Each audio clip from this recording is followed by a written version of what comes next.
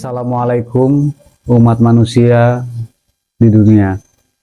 Segala puji hanya bagi Allah, Maha Mulia Allah, Maha Sempurna Allah, Maha Besar Allah. Sholawat dan salam kepada seluruh Nabi dan Rasul yang pernah Allah utus ke dunia. Salam keselamatan, salam kesejahteraan kepada seluruh umat manusia di dunia. Kembali saya berbicara pada video untuk melanjutkan video-video yang kemarin, yang mana pembicaraan saya ini masuk ke video ketiga dalam hal masalah melaksanakan perintah Allah di akhir zaman. Yang mana pada video pertama saya berbicara tentang penyegelan yang dilakukan di seluruh wilayah Miqat Baitullah. Di video kedua saya berbicara tentang penjemputan ruh-ruh leluhur dan ruh-ruh raja di seluruh wilayah Miqat Baitullah. Di bagian ketiga ini saya berbicara tentang memerangi syaitan di dalam diri. Jadi tiga hal ini masuk dalam satu rangkaian perintah dan kegiatan. Memerangi syaitan dalam diri ini kami lakukan baik di rumah ataupun di dalam atau pada saat kami melaksanakan perjalanan-perjalanan keliling. Dalam hal memerangi syaitan dalam diri ini, yang biasa kami tangani adalah gangguan atau penyakit yang menimpa pada diri manusia, pada batang tubuh manusia, pada sebuah keluarga, pada sebuah rumah tangga, atau pada sebuah tempat-tempat usaha. Yang gangguan-gangguan tersebut tidak terdeteksi atau bahkan tidak masuk akal. Yang dampak dari gangguan-gangguan itu biasanya berpengaruh buruk pada perilaku manusianya atau berpengaruh buruk pada kehidupan rumah tangga, kehidupan keluarga, dan tempat-tempat usaha mereka. Serta berdampak buruk juga pada perilaku mental dan spiritual dari orang-orang yang terganggu tersebut. Kemampuan-kemampuan seperti ini tidak pernah kami pelajari dari guru manapun atau tidak pernah kami pelajari dari siapapun. Semata-mata adalah anugerah yang Allah berikan kepada kami untuk bekal kami dalam melaksanakan semua perintah-perintahnya. Untuk memerangi syaitan di dalam diri ini, biasanya kami melakukannya secara bersama-sama dengan diri pribadi orang yang kami ruqyah tersebut. Setelah kami membacakan niat dari yang bersangkutan, kami kemudian membuka hijab atau dinding hati yang bersangkutan, yang dengan terbukanya hijab atau dinding hati yang bersangkutan tersebut, dia bisa melihat dan merasakan berbagai macam gangguan-gangguan syaitan yang ada dalam dirinya.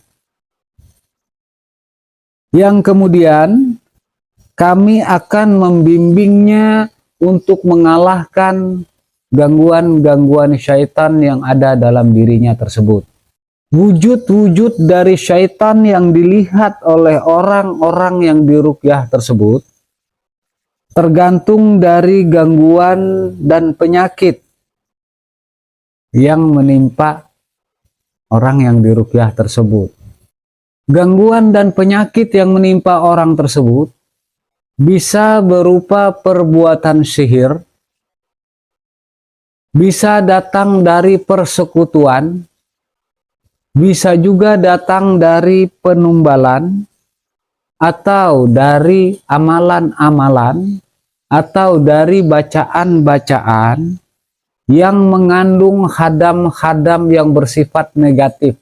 Jadi kadar kemampuan setan yang ada dalam diri orang tersebut tergantung dari kadar apa yang dilakukannya, yang keluar dari perintah-perintah Allah. Semakin tinggi kadar perbuatan kemungkaran yang dilakukan, semakin tinggi kadar dari pelanggaran yang dilakukan, maka semakin tinggilah tingkatan daripada setan-setan yang ada di dalam diri manusia tersebut. Maka akan semakin sulit juga untuk upaya membebaskan dia dari hal-hal tersebut. Kalau memang dalam diri manusia itu sudah terbebas, atau tidak ada lagi syaitan yang melekat di dalam dirinya, biasanya orang yang kami ruqyah tersebut akan mendapatkan pandangan-pandangan yang akan membuat keimanan dan ketakwaannya kepada Allah semakin kuat. Ciri-ciri manusia itu terbebas dari gangguan jin dan setan yang ada di dalam dirinya. Pada saat kami ruqyah, biasanya dia akan melihat berbagai macam cahaya-cahaya yang terang, cahaya-cahaya yang berkilauan, dalam keadaan mata yang tertutup. Jadi pada saat di ruqyah tersebut, biasanya yang bersangkutan akan terbuka mata batinnya untuk melihat hal-hal yang gaib secara sadar. Dan hal-hal yang gaib yang dilihatnya tersebut, sebagian besar bisa diajak berkomunikasi oleh orang yang diruqyah tersebut. Masalah benar dan tidaknya, masuk akal dan tidaknya, hal tersebut, ukuran, takaran, dan timbangannya kembali kepada orang yang diruqyah. Karena dialah yang mengalaminya secara langsung. Dan kami hanya membuka dan mengarahkan saja agar tidak terjebak dalam tipu daya syaitan pada saat hal itu berlangsung. Secara umum, biasanya tipu daya syaitan itu berupa penyerupaan sosok-sosok yang dikagumi daripada para wali-wali, guru-guru ilmu kebatinan, dan guru-guru ilmu spiritual. Termasuk juga makhluk-makhluk spiritual atau makhluk-makhluk halus. Yang mana untuk hal-hal yang seperti itu, tidak ada jaminan mereka tidak bisa diserupai. Tidak ada jaminan mereka tidak diserupai oleh jin dan setan, terutama ifrit.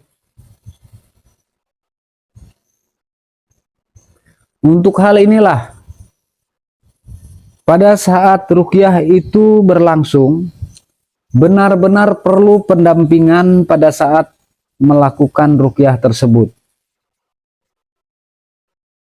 Dan untuk hal-hal yang dilihat dan dialami tersebut, khususnya untuk kedatangan sosok-sosok yang mungkin penyerupaan, ada ciri dan kriteria yang kita terapkan untuk memastikan apakah itu suatu penyerupaan atau tidak.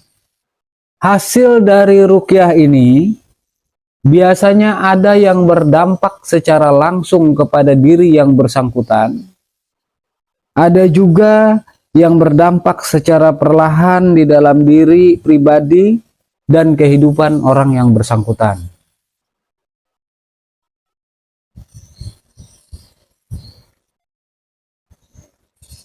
Pada saat pelaksanaan ruqyah tersebut, untuk hal-halnya yang bersifat persekutuan, penumbalan, atau perjanjian, apabila orang yang kita ruqyah tersebut ingin membebaskan dirinya dari hal-hal yang musyrik seperti itu,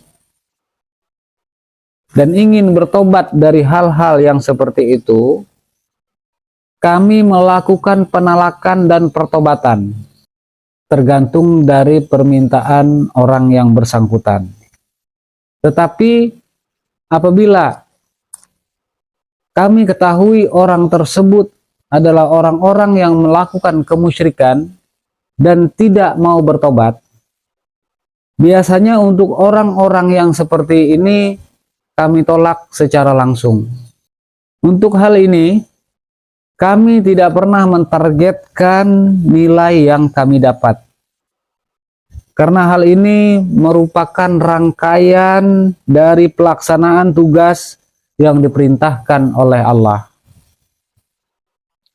Kalau kemudian ada pemberian-pemberian sukarela dari orang-orang yang merasa terbantu dan merasa tertolong, maka pemberian itu kami pergunakan untuk membiayai tugas-tugas yang sudah menunggu kami dalam rangkaian perintah Allah kepada kami.